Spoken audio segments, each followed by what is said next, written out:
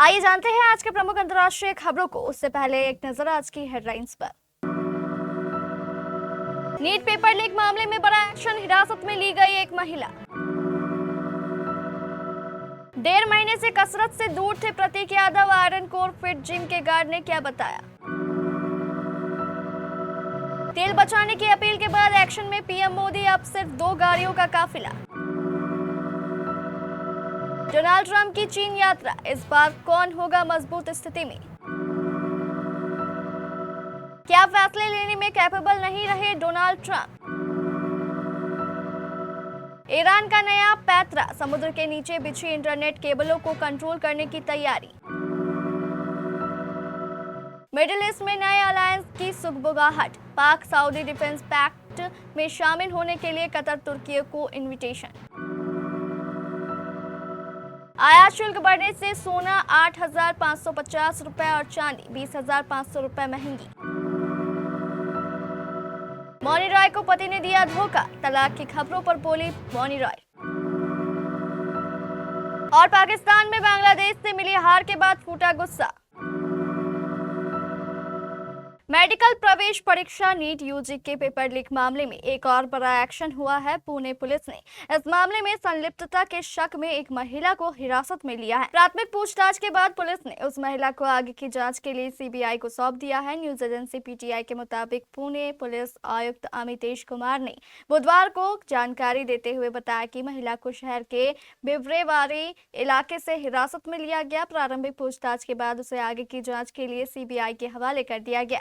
हालांकि पुलिस ने महिला की पहचान सार्वजनिक नहीं की है और न ही यह स्पष्ट किया है कि पेपर लीक मामले में उसकी क्या भूमिका थी। पुलिस आयुक्त ने कहा कि मामले की जांच संवेदनशील है, इसलिए फिलहाल अधिक जानकारी साझा नहीं की जा सकती। सीबीआई अब महिला से पूछताछ कर यह पता लगाने का प्रयास करेगी कि प्रश्न पत्र लीक होने के पीछे कौन कौन लोग शामिल थे और यह नेटवर्क कितना बड़ा है। समाजवादी पार्टी के संस्थापक मुलायम सिंह यादव के छोटे बेटे और बीजेपी नेत्री अपर्णा यादव के पति प्रतीक यादव के निधन की खबर से लोग सख्ते में हैं।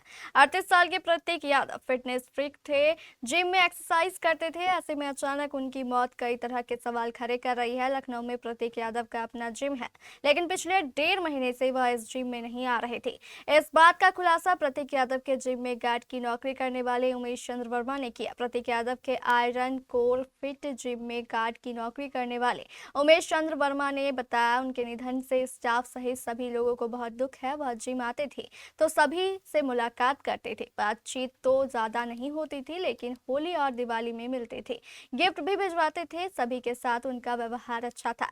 जिम में आते थे तो 1-1.5 घंटा कसरत करते थे। फिलहाल 1.5 महीने से वह जिम नहीं आ रहे थे। उससे पहले रेगुलर आते थे और बिल्कुल फिट थे।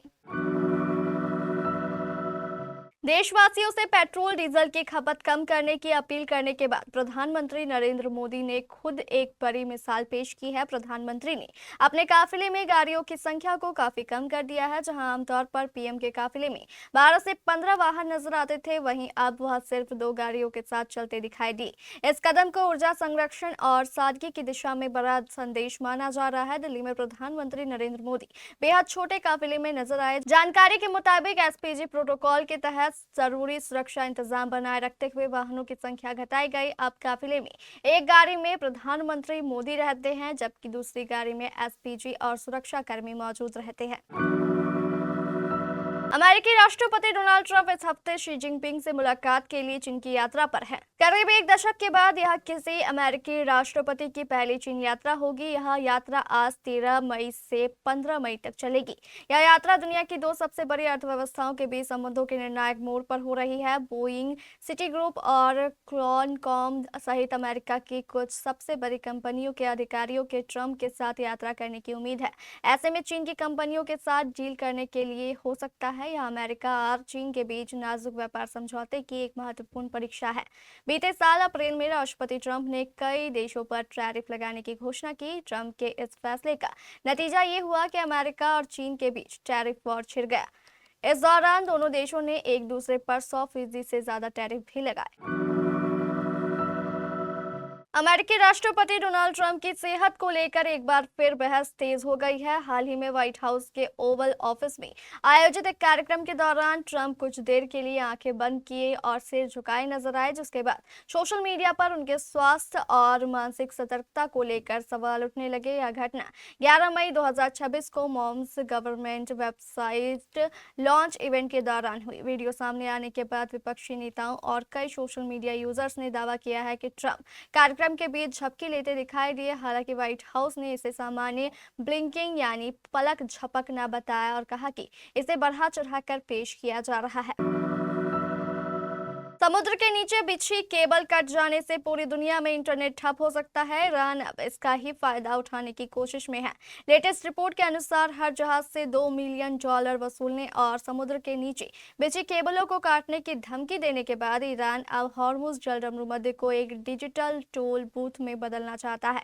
एक रिपोर्ट के अनुसार इस्लामिक रिवोल्यूशनरी गार्ड्स कॉर्प्स से जुड़े मीडिया आउटलेट सरकार से मांग कर रहे हैं कि वह इस रणनीतिक जलमार्ग से गुजरने वाले समुद्र के नीचे बिछी इंटरनेट केबलों के बड़े नेटवर्क से राजस्व यानी इनकम कमाए। इसका साफ मतलब ये है कि IRGC दुनिया भर में इंटरनेट की जरूरत को देखते हुए इसका फायदा उठाकर पैसा कमाना चाहता है। अगर ऐसा हुआ तो इससे दुनिया भर के इंटरनेट यूजर पर असर देखने को मिल सकता है। ईरान के साथ यूएस इजराइल जंग के बीच मिडिल ईस्ट में एक नया डिफेंस अलायंस बनता दिख रहा है। यहाँ पाकिस्तान और सऊदी अरब के बीच पहले से मौजूद डिफेंस पैक्ट में अब 2 नए देश जुड़ सकते हैं। कतर और तुर्की इस साझेदारी का हिस्सा हो सकते हैं। पाकिस्तान के डिफेंस मिनिस्टर ख्वाजा आसिफ ने एक टेलीविजन शो पर कहा, ये अरेंजमेंट फाइनल होने के लिए अपनी प्रोसेस में है। भविष्य के साथ साथ यह वर्तमान के लिए भी बेहतर होगा। सऊदी अरब और पाकिस्तान पहले से ही पैक्ट है। अगर कतर और तुर्की इसमें शामिल हो जाते हैं तो इलाके में एक मजबूत इकोनॉमिक और डिफेंस अलायंस बन जाएगा। उन्होंने बताया, अगर यह योजना सफल होती है तो हमें सुरक्षा के लिए बाहरी देशों की ओर नहीं देखना होगा। जाहिर है बाहरी दुनिया से कोऑपरेशन तो रहेगा ही, क्योंकि सभी देश आर्थिक तौर पर एक दूसरे पर निर्भर है। लेकिन इलाके में शांति के लिए ये पैक्ट बहुत जरूरी है। ये अलायंस किसी के खिलाफ नहीं है, बल्कि एरिया में पीस के लिए अहम है। सरकार ने कीमती धातुओं पर आयात शुल्क बढ़ाया, जिसके बाद बुधवार 13 मई को स्थानीय बाजार में सोने और चांदी की कीमतों में भारी उछाल दर्ज किया गया। सोने का दाम 8,550 रुपए बढ़कर 1,65,000 रुपए प्रति 10 ग्राम से अधिक हो गया। वहीं चांदी की कीमतों में भी 20,500 रुपए प्रति किलोग्राम की जबरदस्त वृद्धि हुई। यह बढ़ोतरी सरकार के गैर जरूरी आयात को कम करने के फैसले का सीधा परिणाम है। अखिल भारतीय सराफा संघ के अनुसार दिल्ली के बाजारों में चांदी का दाम 2,77,000 रुपए प्रति किलोग्राम से बढ़कर 2,97,500 रुपए प्रति किलोग्राम हो गया। 99.9% शुद्धता वाले सोने की कीमत 8,550 रुपए बढ़कर 1,65,350 रुपए प्रति 10 ग्राम हो गई, जो पिछली बंद कीमत 1,56,800 रुपए प्रति 10 ग्राम से 5% अधिक है। सरकार ने बुधवार को सोने और चांदी पर आयात शुल्क 6% से बढ़ाकर 15% कर दिया। प्लैटिनम पर भी आयात शुल्क 6.4% से बढ़ाकर 15.4% किया गया है। एक्ट्रेस मौनी रॉय की शादी इन दिनों इंटरनेट पर ट्रेंडिंग टॉपिक बनी हुई है। मौनी और उनके पति सूरज नाम्बियार ने सोशल मीडिया से एक दूसरे को अनफॉलो कर दिया। इसके बाद से ऐसी रिपोर्ट्स है कि मौनी अपने पति से अलग हो गई है। उनकी शादी टूटने की चर्चा जोरों पर है। तलाक की खबरों पर अब मौनी ने आखिरकार चुप्पी तोड़ी और सच बताया। मौनी रॉय और सूरज की शादीशुदा जिंदगी को लेकर सोशल मीडिया पर कई अलग अलग दावे किए जा रहे हैं। कल कुछ रिपोर्ट में दावा किया जा रहा है कि मौनी और सूरज का तलाक पहले ही हो चुका है, दोनों अलग अलग रह रहे हैं। वहीं कुछ रिपोर्ट्स में कहा गया है कि सूरज ने मौनी को धोखा दिया और उनके पैसों का गलत तरीके से इस्तेमाल किया है। मौनी रॉय ने अपनी इंस्टाग्राम स्टोरी पर पोस्ट शेयर की, जिसमें उन्होंने लिखा है, सभी मीडिया संस्थानों से रिक्वेस्ट है कि वो गलत नैरेटिव्स ना चलाएं, हमें हमारी प्राइवेसी और थोड़ा समय दें। बांग्लादेश के खिलाफ पहले टेस्ट में पाकिस्तान क्रिकेट टीम की 104 रनों की हार पर पूर्व टेस्ट क्रिकेटरों और आम प्रशंसकों की ओर से तीखी प्रतिक्रिया सामने आई है। कोई भी इस हार को एक ऐसी हार मानने को तैयार नहीं है जो कड़े मुकाबले के बाद हुई हो, बल्कि इसे पाकिस्तान टीम के हर विभाग में खराब प्रदर्शन का नतीजा बताया जा रहा है, जो गलत भी नहीं है। पाकिस्तान टीम की इस हार का सबसे निराशाजनक पहलू ये है कि बांग्लादेश के खिलाफ यह उसकी लगातार तीसरी और बांग्लादेश की धरती पर पहली हार है। है। पाकिस्तान के नजरिए से यह बात भी चिंता बढ़ाने वाली है कि जुलाई 2023 में श्रीलंका में टेस्ट सीरीज जीतने के बाद से अब तक पाकिस्तान की टीम देश के बाहर एक भी टेस्ट जीतने में सफल नहीं हो सकी है। इस दौरान वह ऑस्ट्रेलिया में 3-0 और दक्षिण अफ्रीका में 2-0 से टेस्ट सीरीज हार चुकी है। बांग्लादेश के खिलाफ ताज़ा हार विदेश में पाकिस्तान की लगातार छठी हार है और ये सभी नाकामियां शान मसूद की कप्तानी में हुई है।